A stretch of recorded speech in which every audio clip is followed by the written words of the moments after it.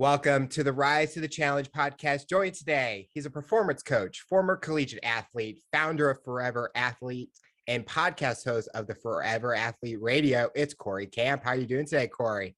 Alex, man, I love that intro. I might need to just carry you around everywhere I go and steal that. I'm doing well, man. Thank you for having me. Like I said, before we recorded, I'm excited to jam with you and just tell my story, and hopefully it helps and resonates with someone here. We're so excited to have you on the show to talk about your rise to the challenge. What we like to do with all of our guests is go right to the beginning. Talk about where you're from and what were you involved in growing up? Yeah. So easy. The way I would introduce myself, I would say up until 22 years old was I'm Cory Camp, the swimmer. So I grew up in Olney, Maryland, Silver Spring, Maryland, just outside of DC. Got involved with swimming at a fairly early age, a non-traditional way. My dad was a college swimmer, and contrary to what people might think, that would mean I just was thrown into the water. But my mom was hesitant. She's like, I don't want you to feel pressure and go down that route. So I wasn't enrolled with swim lessons until I had a actual near drowning experience at 4. And that was kind of the moment that my mom was like, well, at least he could learn how to swim at the very least, and then there's no pressure if he gets into it year round. But very quickly, I found my love for water. I had no lasting fear for it. I just felt the most at peace and home when I was in the pool. So I gravitated towards that, played baseball a handful of times, was an avid reader, loved Harry Potter, all of those fun things growing up. But for the most part, it was Pokemon cards, Yu-Gi-Oh, and swimming was like life at that point of time. Oh, Pokemon's still my thing. And I can fully admit that. I mean, that was my childhood. And it's just like, that's what I'm telling my kids about when I get older and have them. It would be so cool to see if they're still making new Pokemon and where things are when we're at that stage in our life when we start to have kids. And that would be really cool to share that connection, With you being close to the coast or on the East Coast side, did you kind of fall in love with the water, ocean wise, or was it more focused on the pool part that you kind of got involved with swimming and stuff? Yeah, great question. I love both, but the nearest beach for me was 3 hours away, which I guess is closer than people in the middle of the country. Yeah. But it wasn't like hey, we're going to go to the beach today. It was a planned trip oftentimes. So I fell in love with the traditional swimming pool, so to speak. The area that I grew up in Montgomery County is a hot spot for summer league swimming. It's been an incredible breeding ground for many of Olympians and collegiate athletes alike. And I want to say within that county, there's 60 to 70 something pools that exist, community summer pools. So they're everywhere. And it just breeds this really cool interest in a sport that doesn't necessarily always take off in other areas of the country. Did you feel that sports was something that helped you gain skills that you didn't have? Or was it just something that you did for fun and there wasn't really a mindset to be competitive in a way? I would say it definitely was the first bit there. It was definitely something that for me, what I noticed, I had a hard time connecting with friends at school from middle school, especially in high school. All my friends and people that I really felt like I belonged with were that mutual connection in the pool. So I really tied a lot of my self-worth and my identity into that part of me because I felt the most like me when I was there. I didn't have to worry about how I was showing up, what I was saying. There was no pressure about saying the wrong thing to the girl you liked at high school. It was just, you poured your heart and soul into this repeat practice time and time again, and you saw results. To me, that was the best feeling in the world. So yeah, I mean, that was kind of the downside, was then I became one-dimensional in my identity and how I valued myself. But I fell in love with that whole process of swimming is such an interesting sport. You go really 9 months out of the year just honing in all of these little details and practice just to taper, which is like finally allowing your body and mind enough rest to have this super response to all the training that you just put your body through in a like 4-day window. And in that 4-day window, you try to go a lifetime best time. And then if you do it, awesome. You go back to practice on Monday and start training again. If you don't do it, awesome. You go back to practice and start training on Monday again. So I became addicted to just shaving off as little time as possible. Was the physical mindset, the mental mindset rough on you as you're growing up with swimming? Like some sports or some athletes, they go full on with diet, training, nutrition, all that stuff. Did you go through something similar, or were you more swimming was like kind of relaxed in a way, not like what it is Olympic level and stuff like that? I was pretty dialed in and like all in. I mean, for me, morning practices started in 6th grade. So that was like the first time I ever woke up at 4 a.m. And went to practice and then came to school. And all my friends were like, why do you look so tired? Did you sleep last night? And I was like, well, yeah, but I was up at 3:45 because my dad wanted to swim his laps before practice. So it was definitely all in. I mean, the diet, everything was looked at through the lens of what will this do to me as a swimmer? Mm-hmm. Will I stay up and do extra homework, or will I go to bed and get a good night's sleep so I can perform better at practice? And fortunately in high school, you know, the academics come pretty easily. Or at least they did to me at that point in time. So I didn't really have to stay up super late studying. I could kind of just coast in that regard. And yeah, the diet was definitely dialed in. We would go through periods as a team or as a group of guys. We'd be like, all right, no Chipotle for 3 months, or like like sweets are out of the question until after the meet.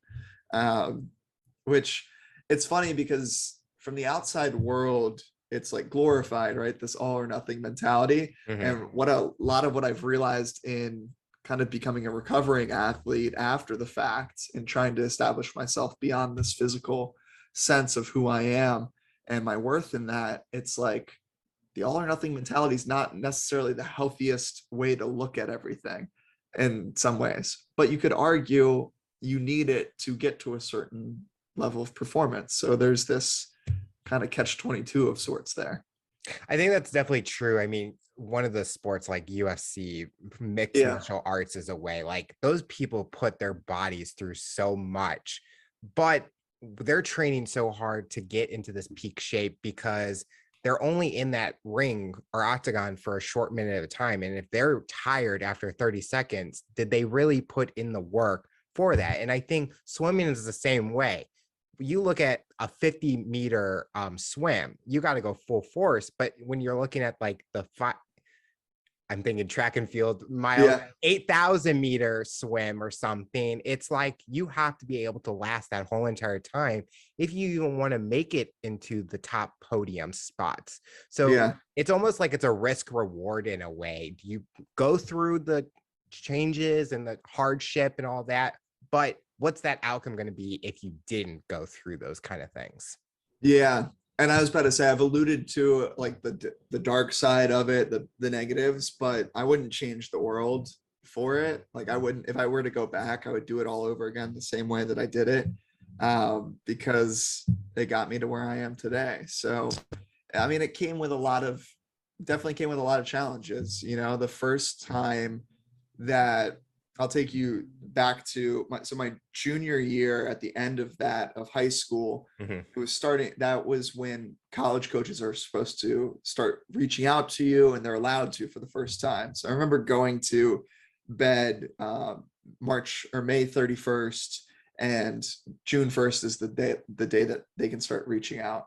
I'm so excited. I'm basically a kid on Christmas. This dream of mine of getting a Division I scholarship is about to come true. And the next day I could feel it.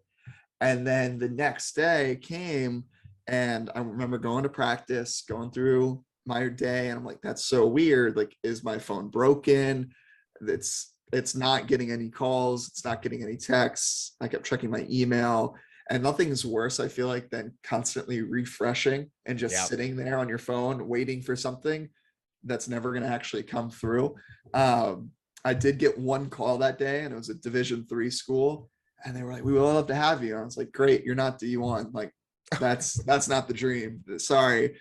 And went back to the drawing board and had a good summer season that year and a good meet in that August. So then that was interest was coming in. Had a couple different D1 schools reaching out. And as I'm starting to go to recruiting trips to some of these schools, scholarship offers are being discussed. One Saturday morning, and then towards the end of practice, I end up collapsing on the pool deck. I fall face first and end up in the emergency room. And I was like, how did this happen? Like, how did we get here? I'm 17 years old at the time, supposed to be in the best shape of my life. And I'm sitting in the ER, and they're running all these tests. They can't find anything wrong with me. The doctors just say it seemed like a freak accident. You might have had low blood sugar or something. Just monitor what you're eating, and like, you'll be fine moving forward. And I wish that was the case. I wish it was just a freak accident, but it became this constant thing that I was dealing with for the next 2 years of my life. And that was a really challenging time for me, because on one hand, I had my dream coming true that I'd been working for this whole time. And then on the other hand, the body that was getting me there is now failing me, and we don't know why. We were able to really pinpoint it to be a cardiac issue.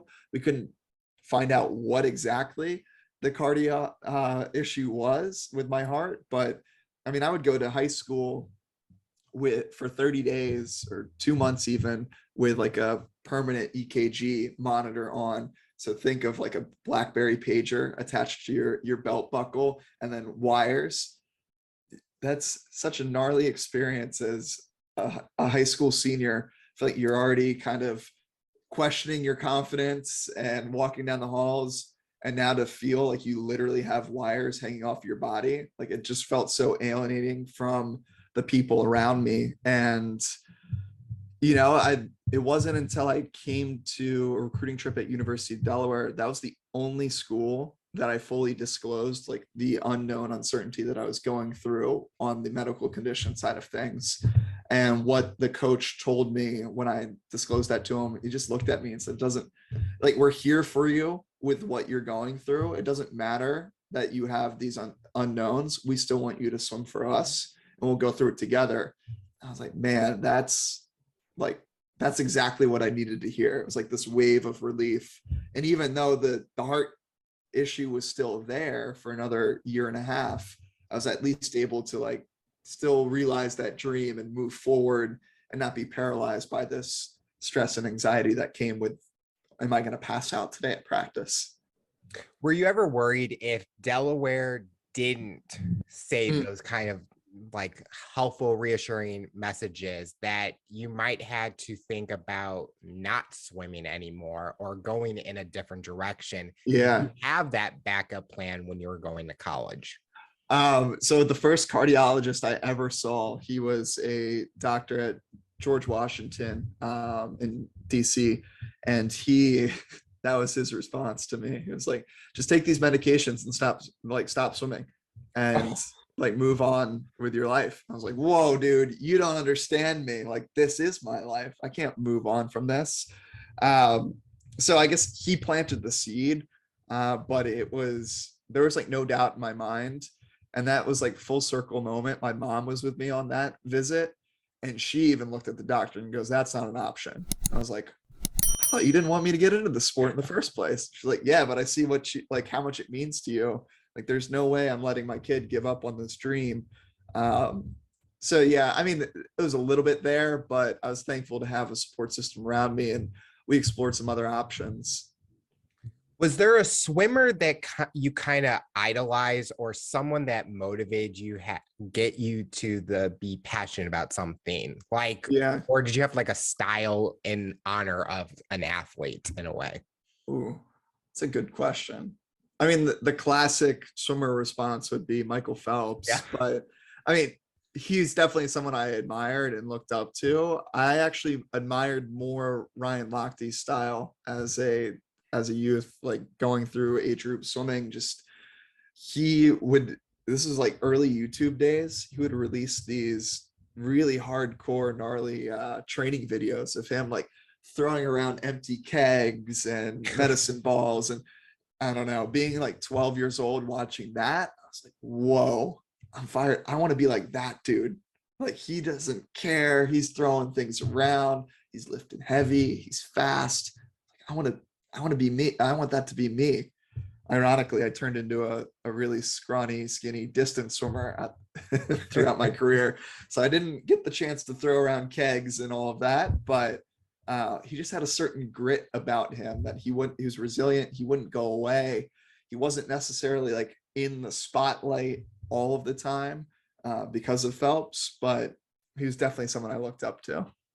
I think that's so true. Like when you think of US swimmers, the big main pitcher is Michael Phelps, but you see all these other swimmers that kind of are behind him and that have made a big impact, but they don't get that highlight. But I think now, especially with the internet, social media, YouTube, things like that, they're getting that opportunity to kind of showcase what they're able to do. I know I had a swimmer who was going in the Olympic trials on the show, and he kind of said similar things. Michael Phelps was that big pitcher, but there's these other guys that I kind of looked up to that didn't get that chance. And so it's just hearing you say Ryan Lochte, besides the stuff that happened years ago, but he has played a huge part in what US swimming is. Kind of like how Caleb Dressel is now that new next generation person,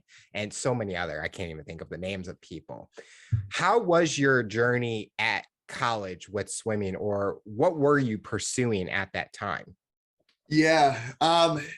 It was another interesting journey. When I was there, so I studied exercise science as an undergrad, ended up deciding on concentrations in both biomechanics and exercise physiology, and also picked up a few minors along the way, both in strength and conditioning, coaching science. It might sound like, oh my God, he had it all figured out. He knew exactly the career path that he was going to go to. And that's what I thought too, until I hit graduation. But no, it was a good, it was almost like a tale of two stories. The first 2 years that I was in school, even freshman year, as I was dealing with this heart condition, I remember I never really told the team doctor about what I was going through, even though like you should disclose that sort of thing to him. But I was like, what does the team doctor know? Like, I'm seeing specialists, and the specialists are telling me like I'm good to go, I'm cleared.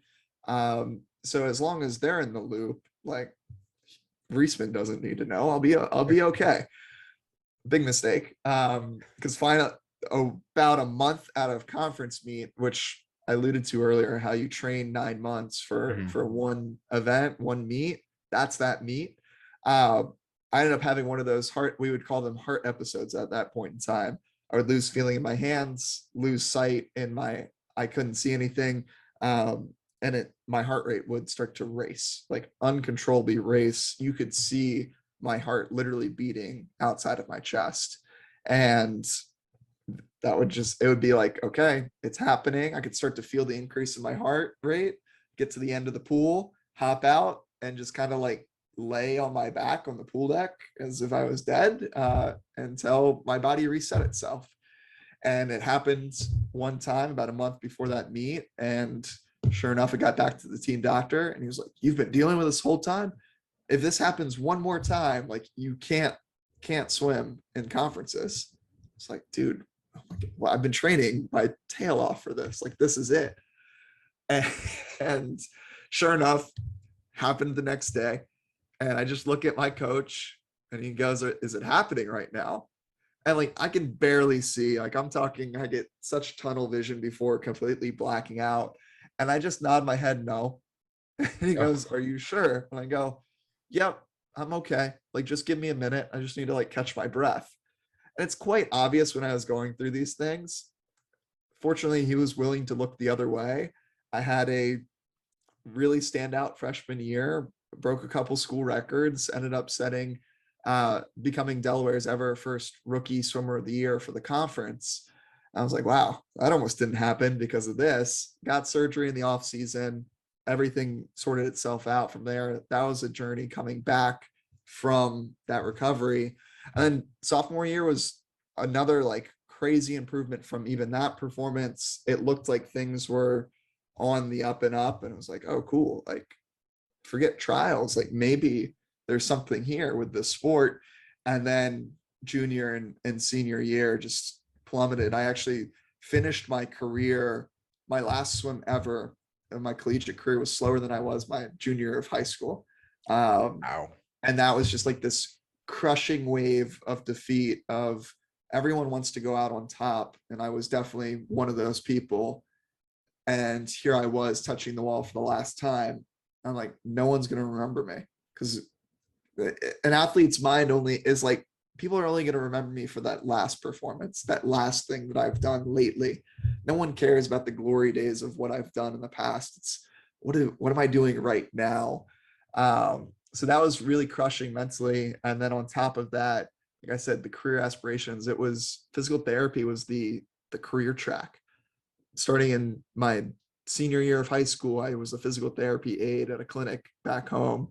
And I didn't think of any, like, I was like, there's no plan B. This is going to work out.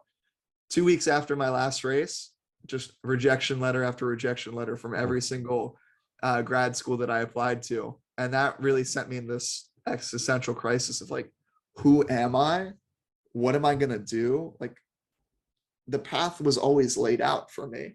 Even as an athlete, it was like, okay, you do summer league swimming, then you progress to age group swimming, you move up those levels, you qualify for higher meets, you get a scholarship, you go to school. And I was like, I don't know the next step. Like, it was no longer clear to me what I could do. And it wasn't a clear correlation of, well, how do I work harder?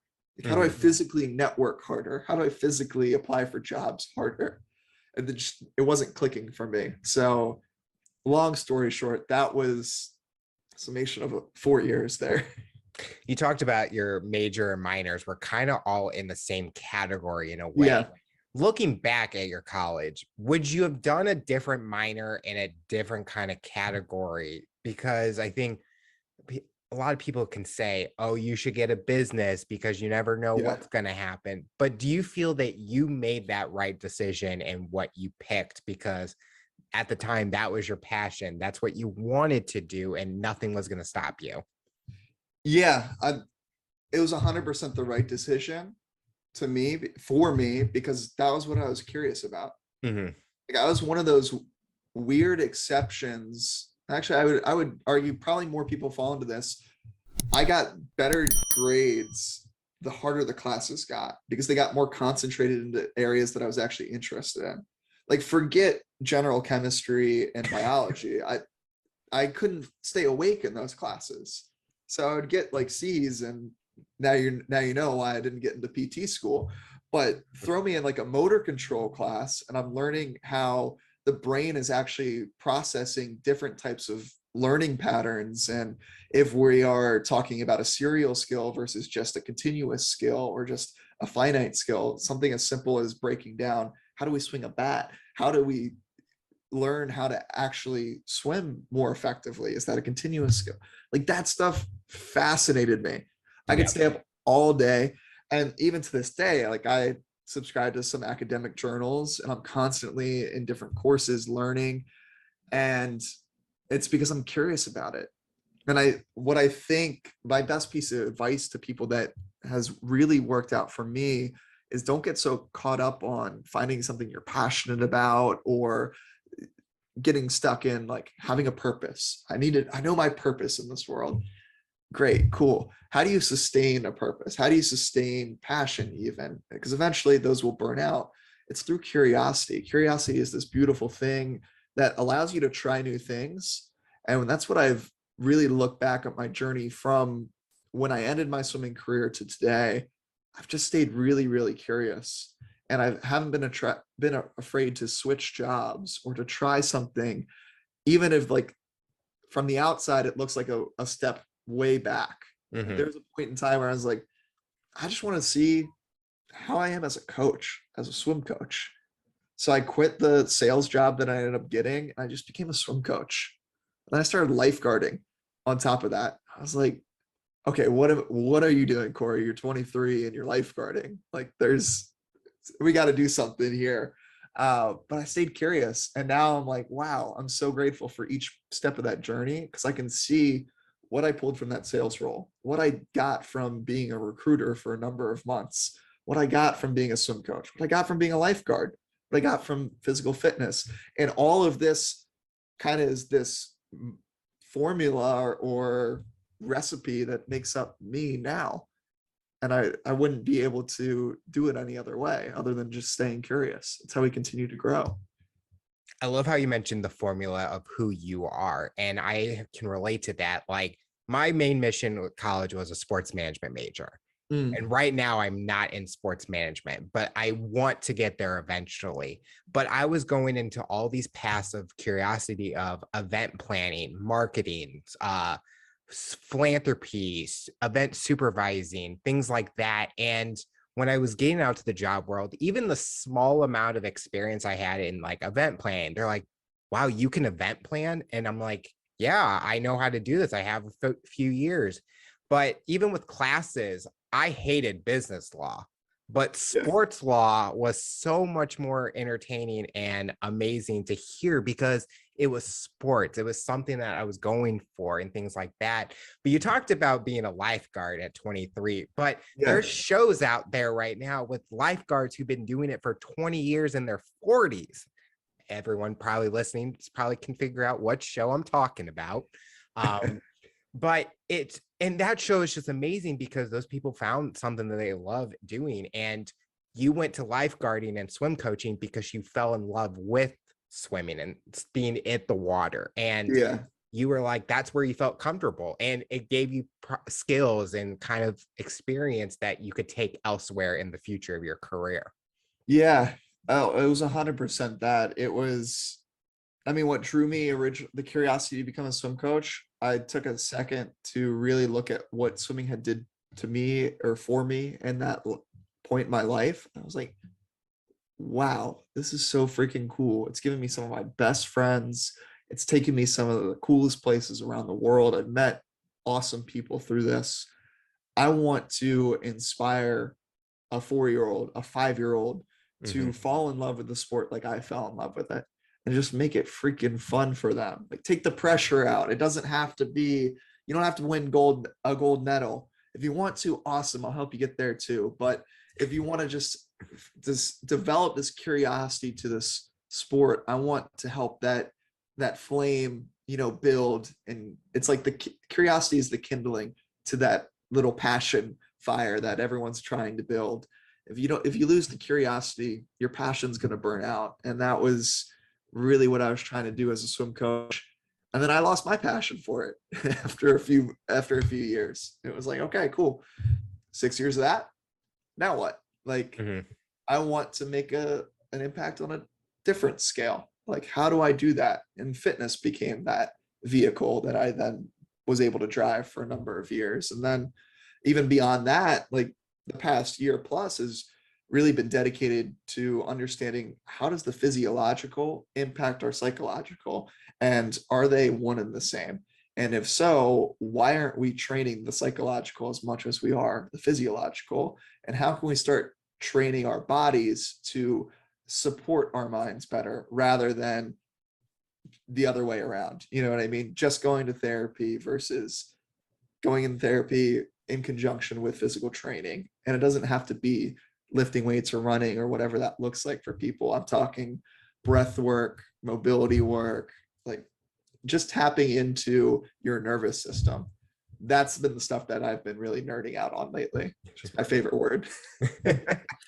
Looking at you now and from your experience with your heart and stuff, have you seen an improvement, like if you're doing a competition or being athletic in a way that you're not seeing like the problems before, but it's kind of improved over time? Or do you still be careful and still monitor those kind of things?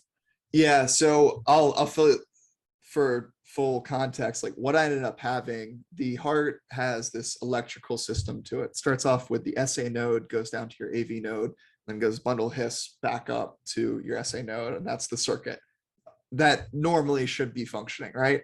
Mhm. I had what was known as AV node reentry. So I had quite literally 3 to 4 cells. We're talking like the tiniest of things, cells on my AV node that would send a non-universal signal that would short circuit back up to the SA node instead of completing that normal circuit.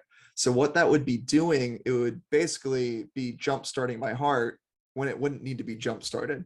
And the one time that they measured it at 350 beats per minute. And Oh, it was like, oh, okay, that explains blood pressure drops, because there's no way your blood can keep up with that kind of pace. And that's why I lost feeling. That's why I lost vision. There's no blood to provide the oxygen to those areas of my body. So I got surgery. They went in through a catheter, through my intravenously through my groin all the way up, and they treated it with ablation. So they heated these cells off. And once that scar tissue healed a few months later, I got full clearance of, hey, just be mindful, come in for checkups. And about, I guess, 3 years ago now, I got fully cleared by the cardiologist that did the procedure. He was like, just, be mindful, like don't do anything too stupid, but if you ever need anything, come on back, but you don't have to come in for like an annual checkup anymore with me. Like you're cleared to go. And one of the coolest full circle stories for me was March, obviously 2020, when things shut down. I was a big lifter at that time. I had goals of squatting 400 plus pounds. I was like, awesome, this is gonna be great. And then obviously all the gyms shut down. It's like, yep. what the heck am I gonna do now? So I got a friend of mine hosted a virtual 5K towards the end of that March. I was like, all right, whatever, I'll get into running.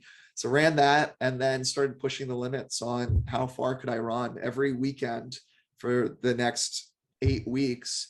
And then I signed up for a marathon. By signed up, I mean one Saturday morning, I created a marathon and contacted a nonprofit and was like, hey, I want to raise money for you. I'm going to run by myself for a full distance, and want it to go for a good cause. But as I was training for that, every single training run that I did, I made it very intentional, the route that I would run by that GW cardiologist office that originally told me no all those years later. And I'm all for, like, I don't have a grudge against the guy, but it was one like F you to him of like, yo, look at what I'm doing. And it was cool to see like my pacing increased every time I passed that block. I was like, heck yeah, I got fired up for it. So I don't have to be super, super careful. I'm fully like healed and all that there. And it's been a blessing to be able to, as I like to say it, just like go out full send into some of these workouts within reason. Yeah. I'm not doing anything too crazy. Although to most people would hear the solo full marathon and be like, that's crazy, you lost us. I'm like, I'll bike it in my house, but I ain't gonna actually go out there and do it. Perfect. It's all about the language you use. You Yes. See, I know. See, when the gym shut, I'm like, well, I guess I'm not working out. But that kind of changed my mind, because I'm like, okay, I can do something. And I have been on a journey, and Yeah. it's been like the best experience for me, because I think my friends, family see a change, not just physically, but like mentally, it's in a better state. And it's just amazing to hear that everything's been going well. And do you have like a next challenge in your running journey? Like, you did a marathon. Is there, I don't know if there's anything more Yeah. with marathon, or There's the world of ultras, which like maybe I'll get into eventually.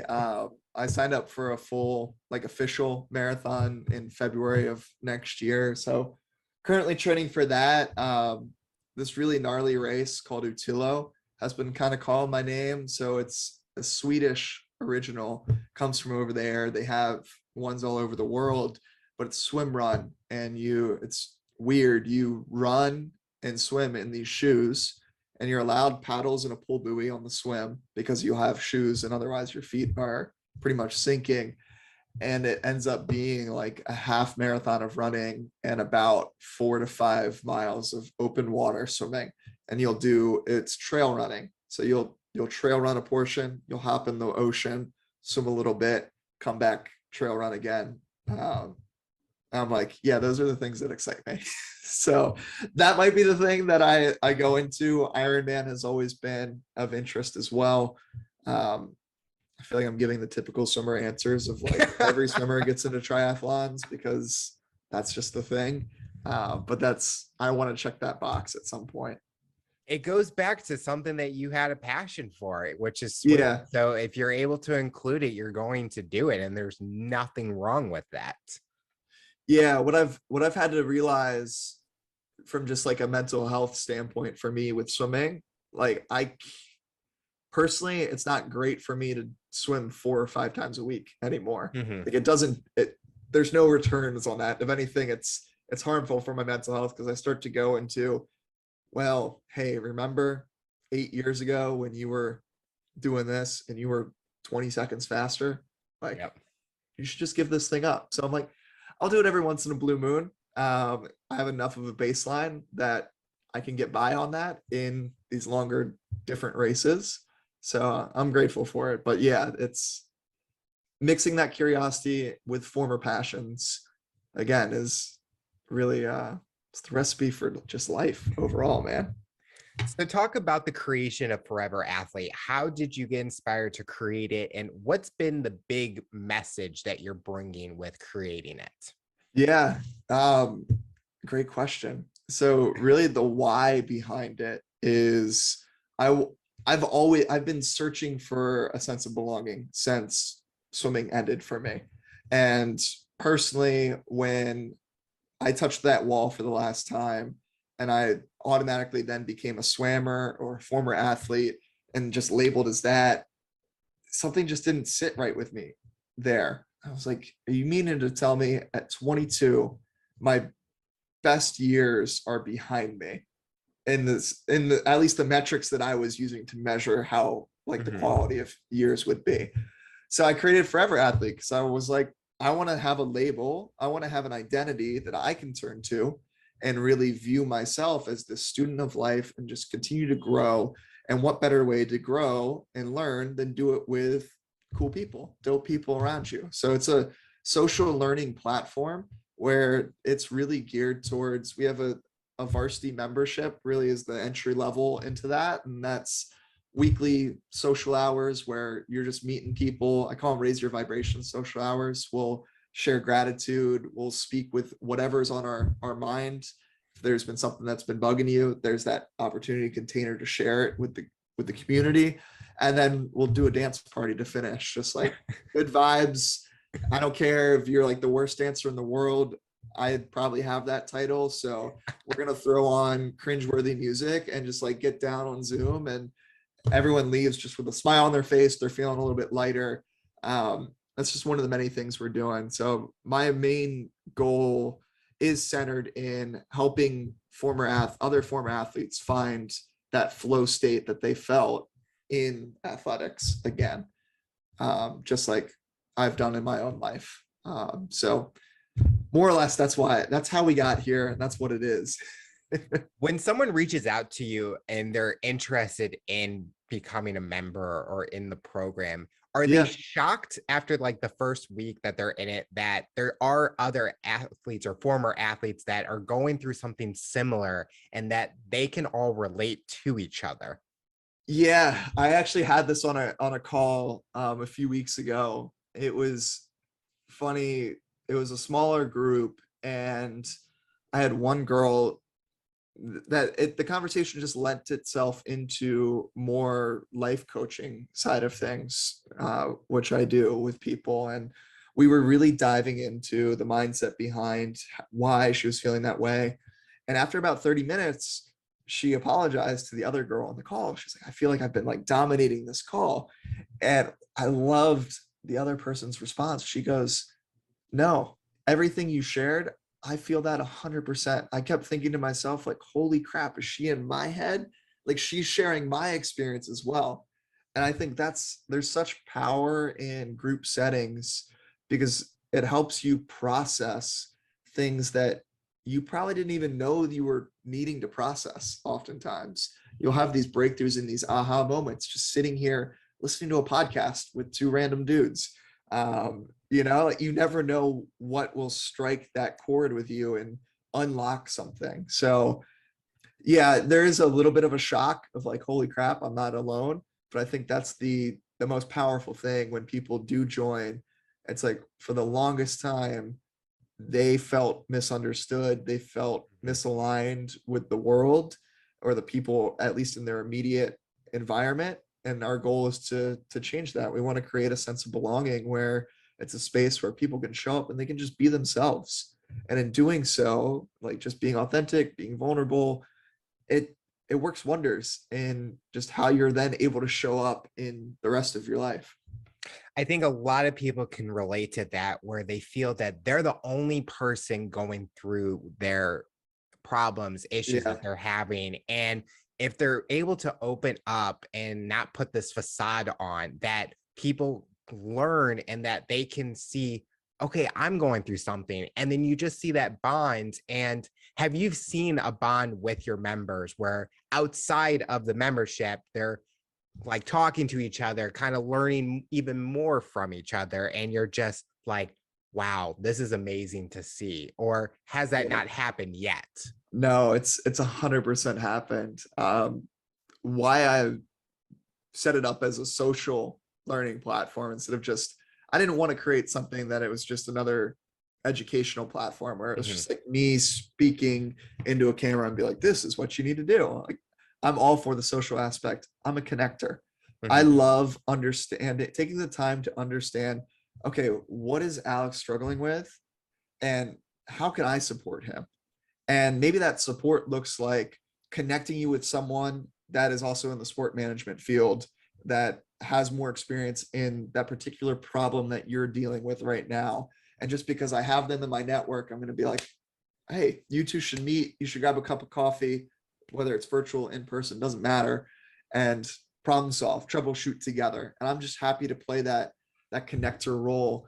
One of the coolest things, I have had a number of clients that, because it's all virtual for the most part. I have a in-person community here in LA, but for the most part, it's all scattered throughout the US.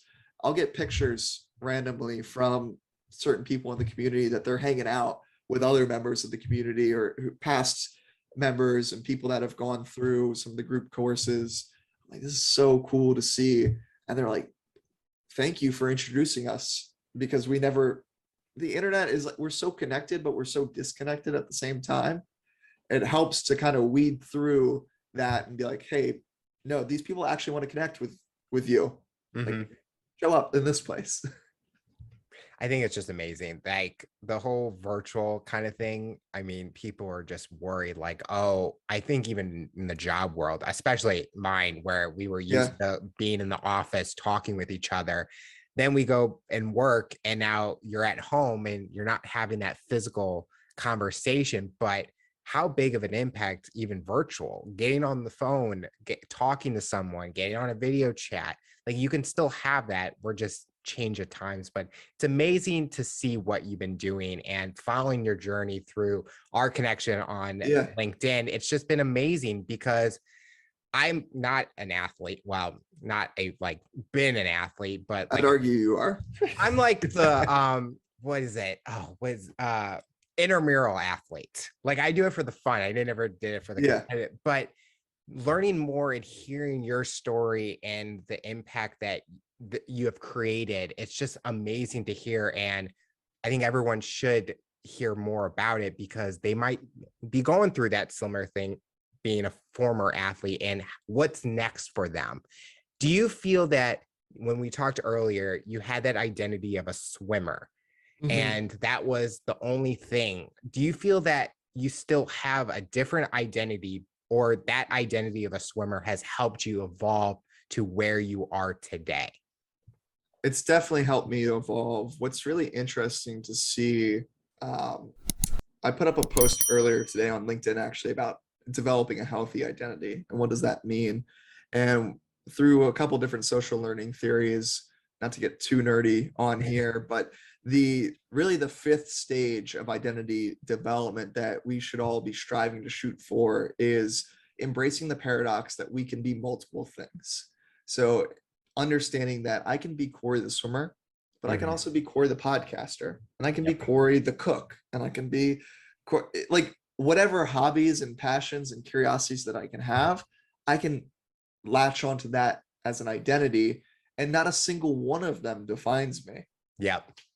Like embracing that paradox, I think where we as a society often get it wrong, we quickly grasp at 3 to 5 or one thing to just convey to whoever we're speaking with that that's who we are, so that they can then quickly conceptualize and know, okay, I'm sitting across the table from Cory. I know exactly what I'm going to get. He's a swimmer, so this is the view of the world from his point of view.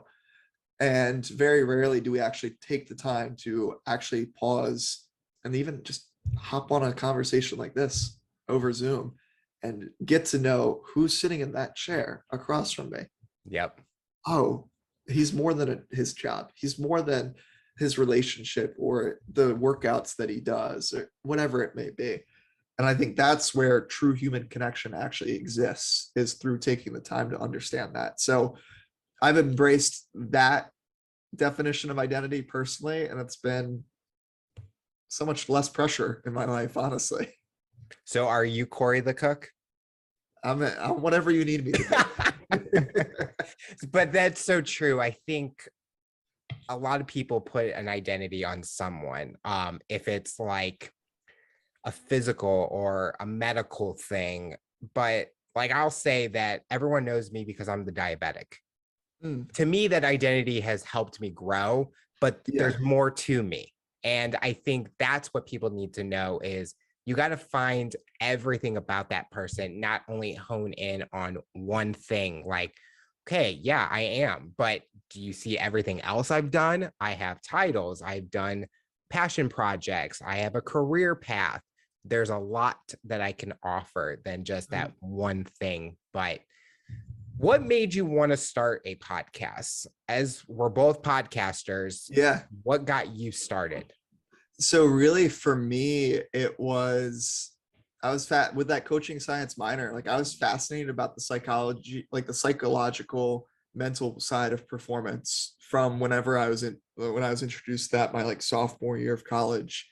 And I was like, I keep having these cool conversations with people in my life. What if I recorded them?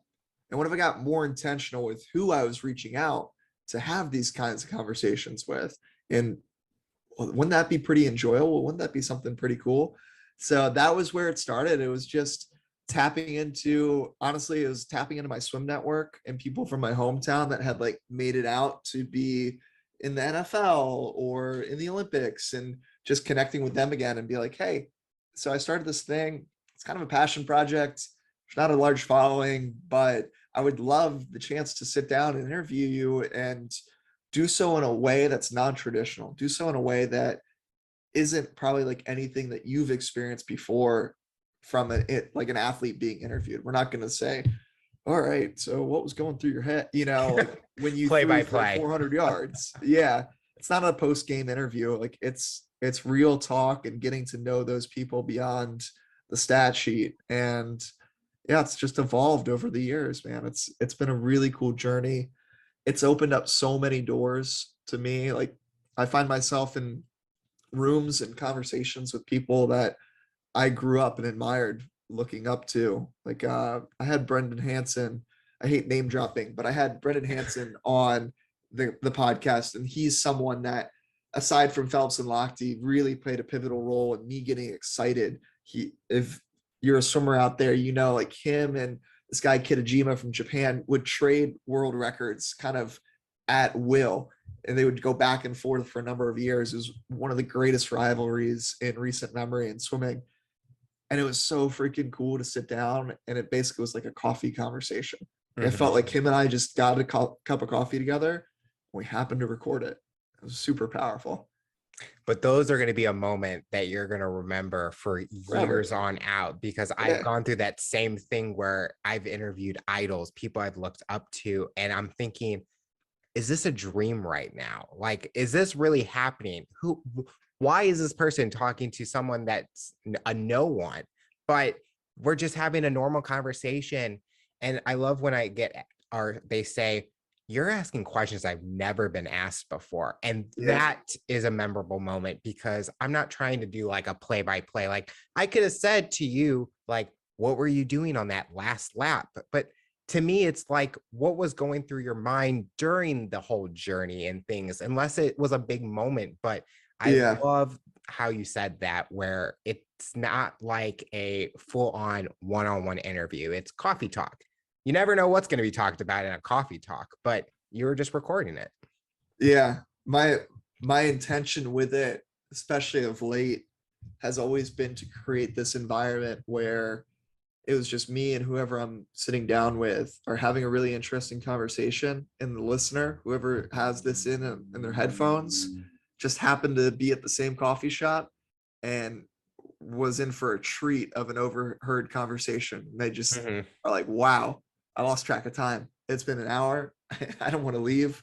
I want to hear more of whoever it was I was sitting with. So that's always been the focus. Looking back at your journey, is there anything that you feel you would change, or do you feel that each step and stage that you've went through has gotten to where you are today, and you're happy that you went through that because it's made you who you are? Yeah, I mean, I would be lying at the hard times if I didn't think like, oh, I would change this. But ultimately, even with the retrospective look and looking back, I wouldn't change anything. I wouldn't. Would I do it exactly over again in all categories? No. Like, like if I know something now that would make that a little bit easier, I maybe not avoid the struggle or the problem altogether, but it make it a little bit easier. That would have been helpful information to know. So that would be my answer there. Is like, I wouldn't change anything retrospectively, but if I were to live it again, maybe a little, tip here or there would have been helpful. So what does the future look like you personally and professionally? What are you hoping to accomplish in the next few years? You kind of mentioned a little bit, but what else do you want to hopefully accomplish? So, I mean, I'll go professionally first. I mean, with Forever Athlete, my goal is to build out micro communities in every single major city in the US, so that it's that twofold. You have that tapped in to that more digital side of things. You connect with people all over the world that way, but you have go-to people wherever it is that you live. So if you ever move or you travel, you already know where you're going to work out. You already know who you're going to grab coffee with. You got your remote work spots covered. Like, it's an insider's training or travel agency in some ways there. So that's the goal there. Currently have been building out LA. Austin is kind of the next chapter that I'm looking to identify. And I've been really jamming out on writing. I have my first book coming out in the next few weeks here, which I'm really excited about. And I have a feeling it will be the first of many. I've caught in the writing bug, and I'm excited to just keep creating. I'm sure I can't wait to be one of those podcasts that has reached 1,000 episodes and like enjoy every single one there. You personally, I want to keep trying new things. I want to keep traveling to new places, taking on new experiences, and not being afraid to try things that I suck at. Like, I got invited, a friend of mine created this company called Beyond the Board, which is like downhill longboarding. Super niche, super cool. Boards, land coordination, not necessarily my thing. She invited me to that on this coming Friday, 2 days from now when we're recording this. And my first reaction was, that sounds awesome for you.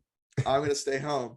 And then I thought more about it, and I go, how do you know? You tried longboarding like 8 years ago at this point, dude. Like, you fell off of it. Big whoop. She's probably more experienced to teach you. Go give it a try. So personally, it's just continuing to keep that curiosity, actually living into these things and trying these new experiments.